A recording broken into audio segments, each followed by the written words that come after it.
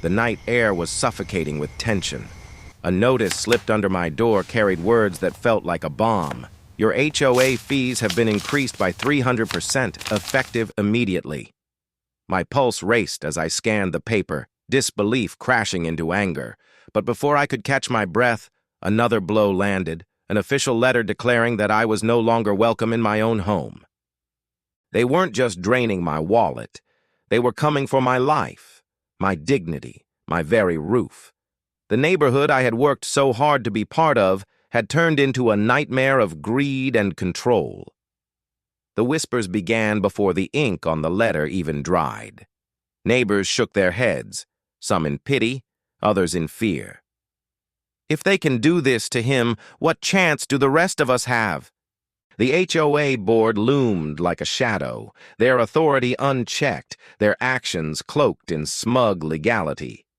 This wasn't just about me, it was about everyone living under their reign. And as the news spread, people leaned closer, waiting to see how I would respond.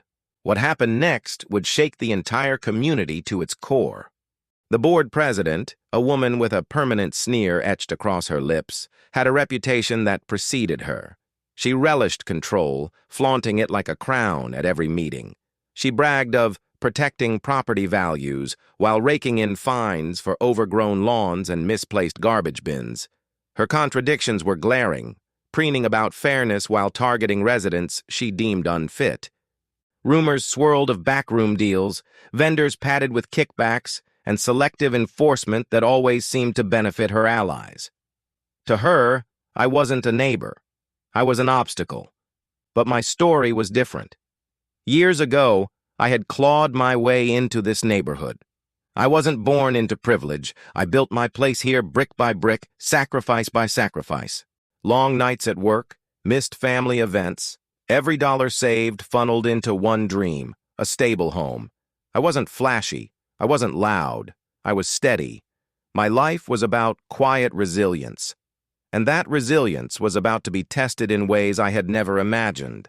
I had endured hardship before, and that history was my armor. The board's meeting was supposed to be routine, but nothing about it felt ordinary. Tension buzzed in the fluorescent-lit hall.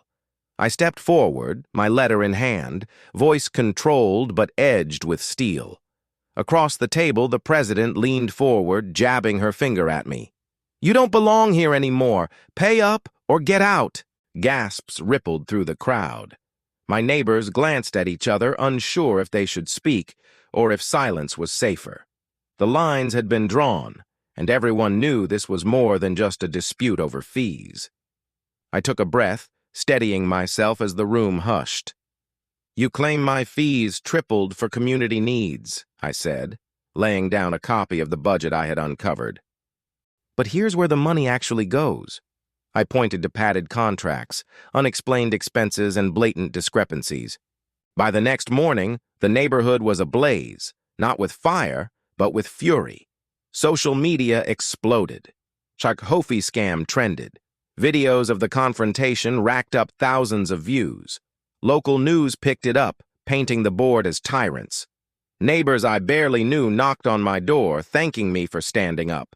The board had wanted to isolate me, but instead, they had unified the community against them. Politicians chimed in, commentators raged, and the once untouchable board found itself cornered. Standing in front of my house, I felt a clarity I hadn't before. This wasn't just about unfair fees. It was about dignity, justice, and the simple truth that people deserve to live free from exploitation. "They wanted to silence me," I told a reporter, but all they did was prove that one voice, armed with the truth, can awaken many. The neighborhood wasn't the same anymore, because now it had seen behind the curtain. And once people see, they cannot unsee. So I leave you with this. When greed knocks at your door, when injustice creeps into your home, remember that silence only feeds it. Stand tall, shine the light, and fight. Not just for yourself, but for everyone who calls a place home. This story isn't mine alone. It's ours. And it's only just beginning. The board tried to raise my fees, tried to drive me out. Instead, they raised a movement. If you believe in standing against corruption, share this story, subscribe, and join me. Together, we'll keep exposing the truth, one neighborhood at a time.